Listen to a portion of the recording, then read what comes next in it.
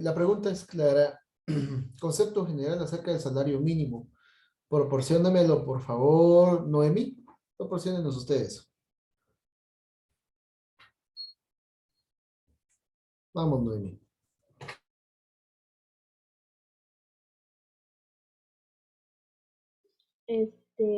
El salario mínimo es la cantidad mínima de dinero que se le paga a un trabajador. ¿Cuánto es lo que gana promedio acá en Guatemala? Este, Según en cada sector, porque está el sector agrícola, el sector de textil y también de exportación de maquila. Y según en el sector agrícola, el salario diario es de 94,44 centavos, en agrícola 97,29 centavos y en exportadora y de maquila 88,91 centavos. Muchas gracias. En el de Maquila dice que es 88,91 centavos. Esto multiplicado por 30 nos darían 2.667. Más, recordemos de que el séptimo creo que vale el doble. Entonces estaríamos sumando o integrando 4 días más. 4 por 88,90.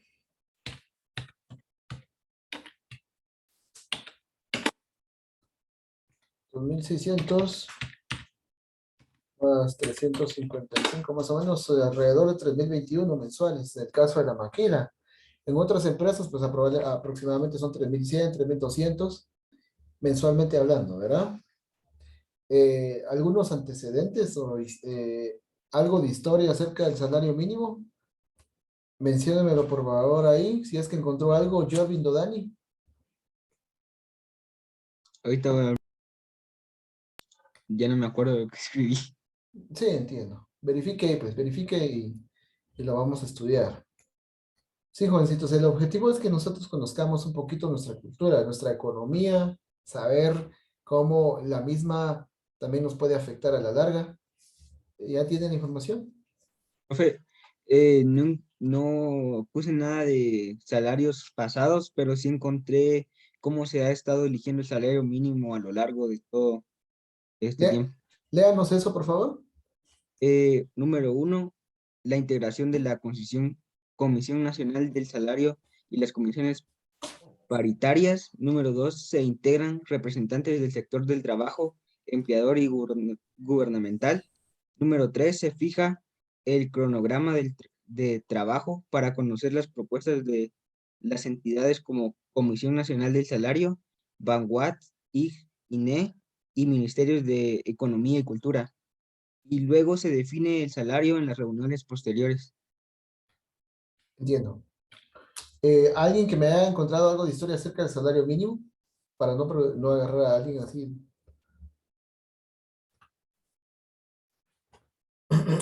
¿Algo acerca de historia, Jennifer?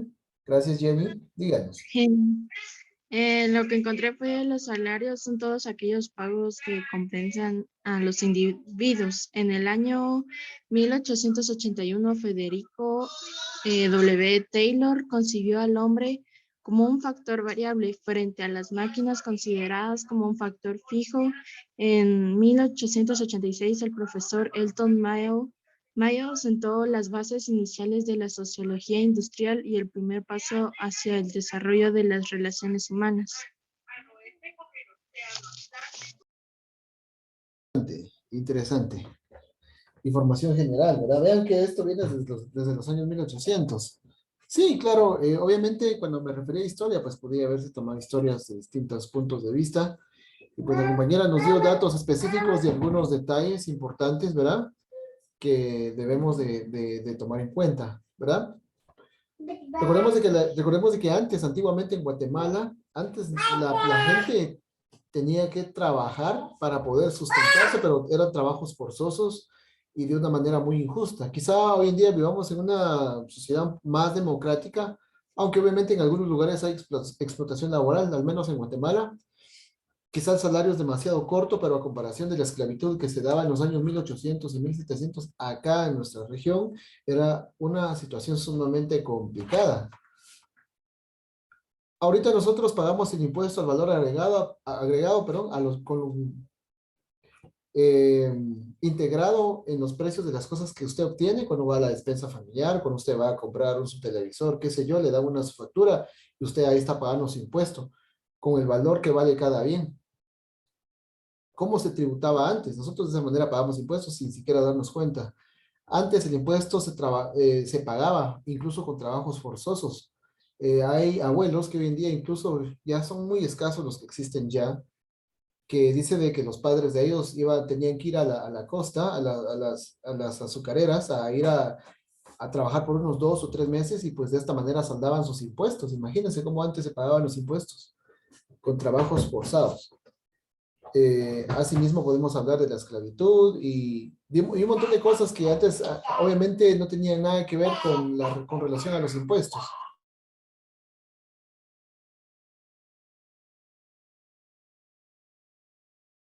Ahorita vamos a continuar, jóvenes.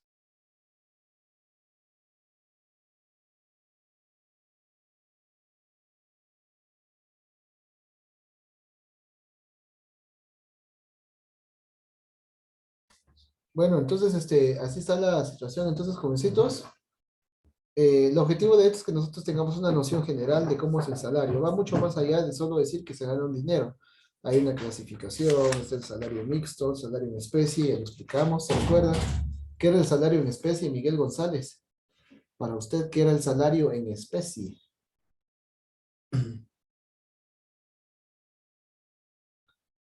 Miguel, Tal vez en otra forma que no sea dinero. como por ejemplo, Mm, Tal vez, no sé, profe. mm, espero que esté poniendo atención. ¿Qué es el salario en especie, jovencitos? ¿Alguno de ustedes que quiera respondérmelo ahí valientemente? ¿Qué es un salario en especie, Dulce Zamora? Ni siquiera conozco a Dulce Zamora, solo le veo nada más un poco el pelo ahí.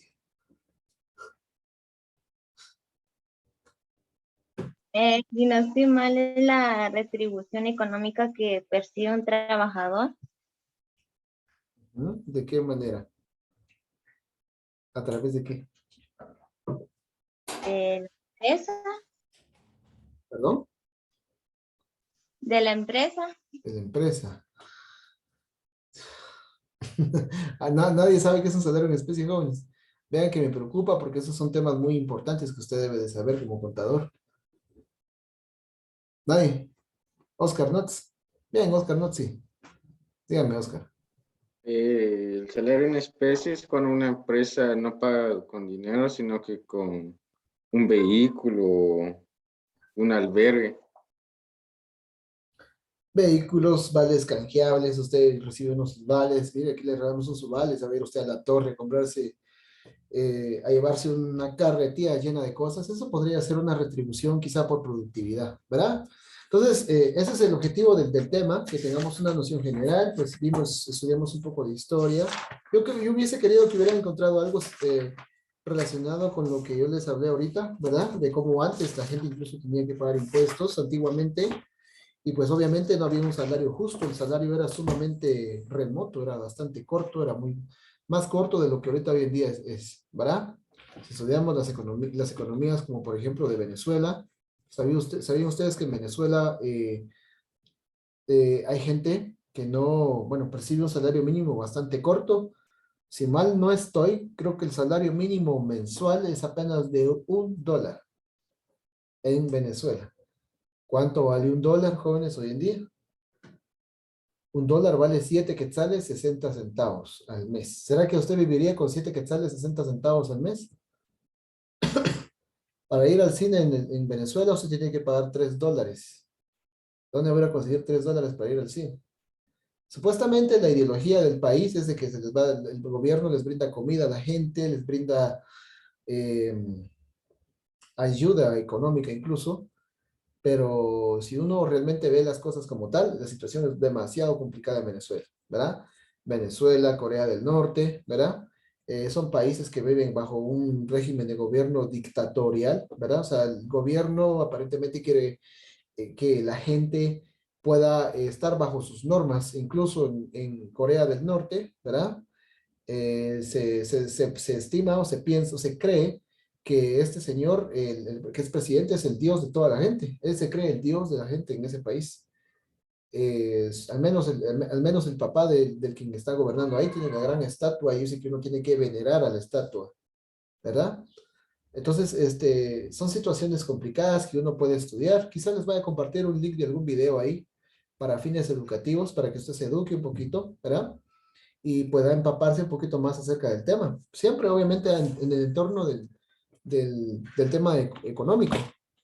Vamos vamos a comenzar a ver otro tema hoy. Vamos a salir del tema del salario y pues vamos, ya nos toca ver algo diferente. Esto sí lo vamos a anotar. Tenemos fecha 5 de abril, ¿verdad? Pues vamos a colocar acá nuestro tema principal. Y a esto se le van a denominar tipos de capital.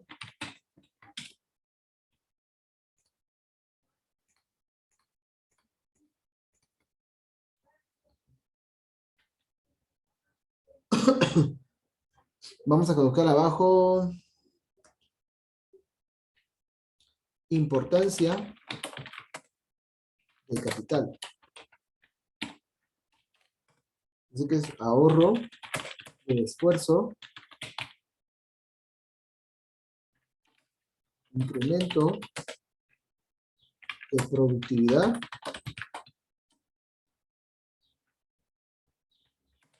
facilita la explotación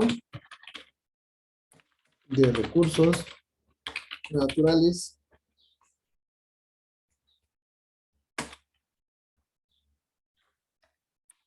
exige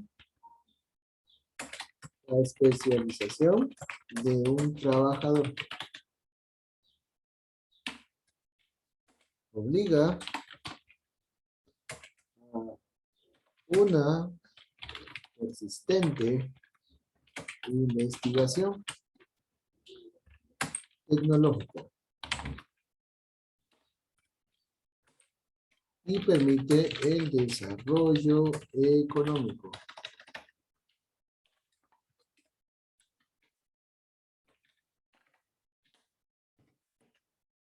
Están los tipos de capital, jovencitos. Primero que nada, entendamos la importancia de un capital. Luego, obviamente, ahorita vamos a ver una clasificación, ¿verdad?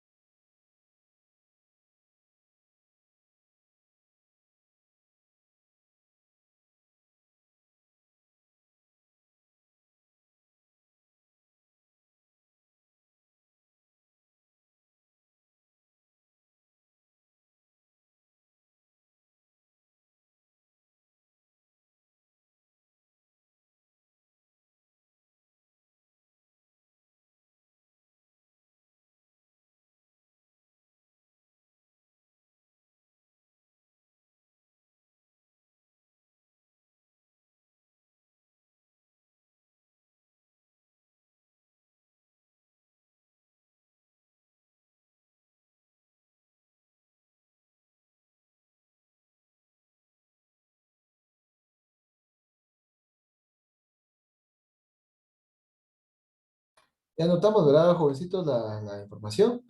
Ahora vamos acá a brindar una pequeña referencia acerca del mismo.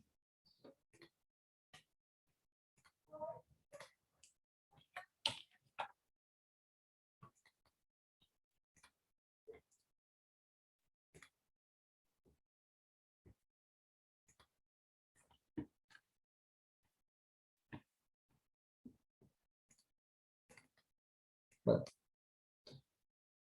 Ahora vamos a ver los tipos de capital y pues vamos a leer un poquito. Dice que tenemos el capital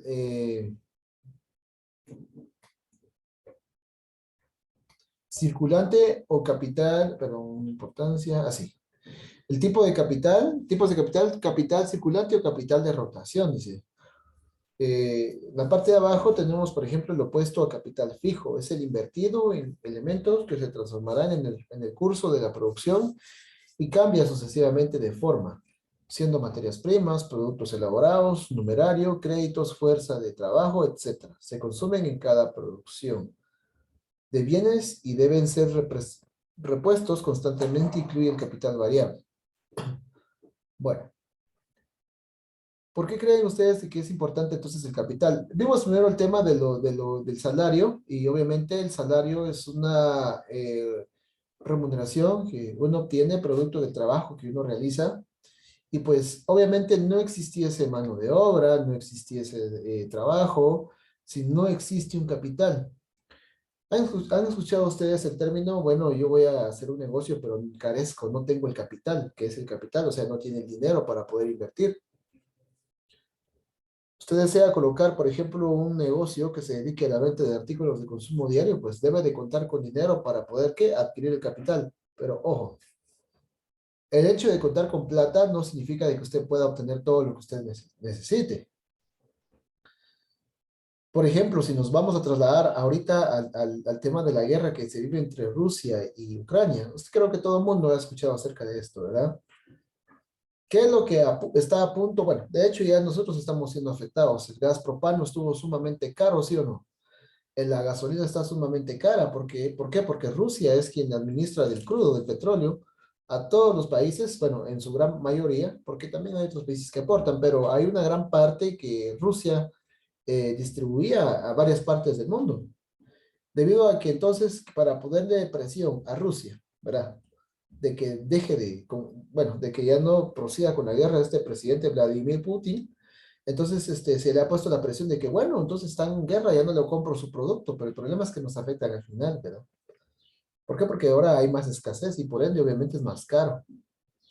Aunque la intención es buena, por supuesto, pues, pero a lo que yo quiero llegar es de que no nos sirve de nada contar con plata, tal vez tenemos plata, pero no hay recurso para poderlo explotar. No existe este capital. O sea, un capital abarca todo. Abarca dinero, abarca recursos naturales, abarca materias primas. Y dentro de los mismos, ahorita conocimos el que era el opuesto a capital fijo, ¿verdad?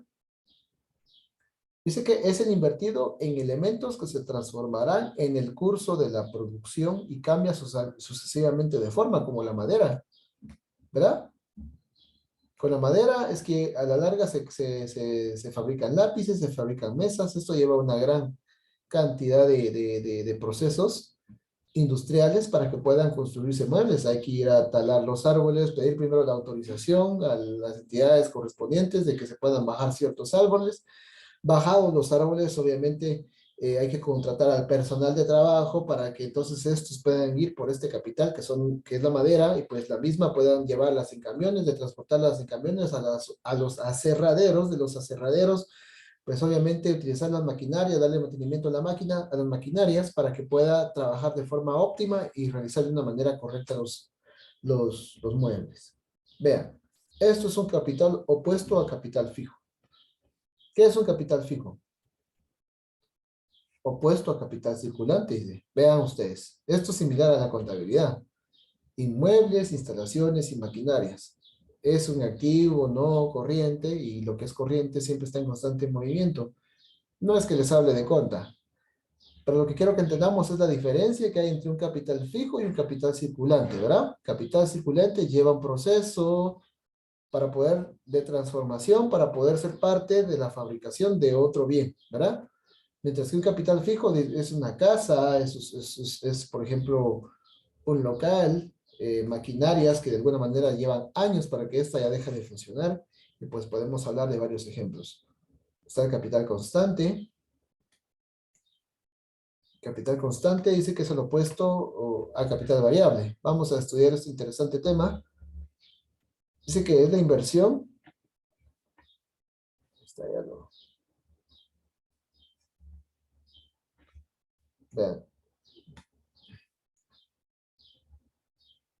Capital constante, opuesto a capital variable, es la inversión en materias primas y maquinarias que se usan en la producción, incluyendo el capital fijo. Se denomina tal porque el valor de cambio de dichos bienes se mantiene constante en el producto final, es decir, su valor se traslada al valor del bien producido.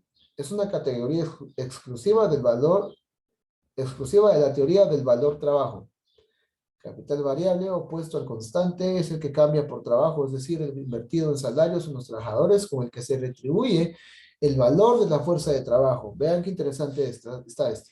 Se les llama variable porque al ser el trabajo humano, el único bien económico que crea más valor a su propio gasto, dice que es vana, el valor del producto final, es decir, el valor de la fuerza de trabajo se traslada al valor del bien producido.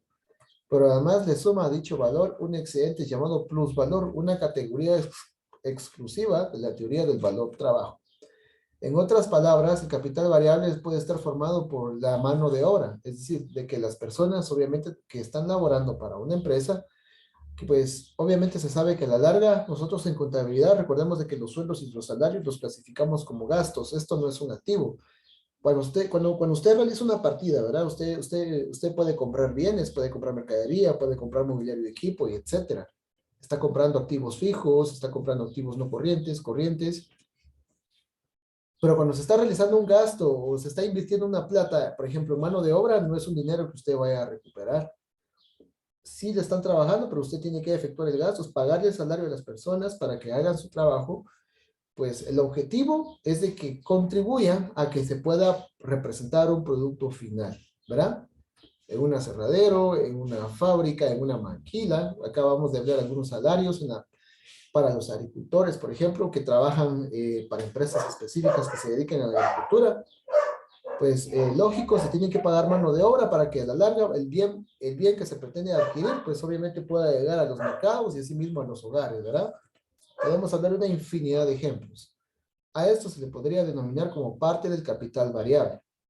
Recordemos de que el capital variable, pues básicamente es un círculo general de un conjunto de bienes, como pago de salarios, como también contar con dinero, contar con fuentes de ingresos, contar con recursos naturales, ¿verdad? De lo contrario, nosotros no podríamos realizar nada.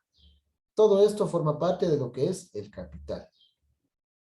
El capital líquido es el residuo del activo detraído el pasivo de una persona natural o jurídica.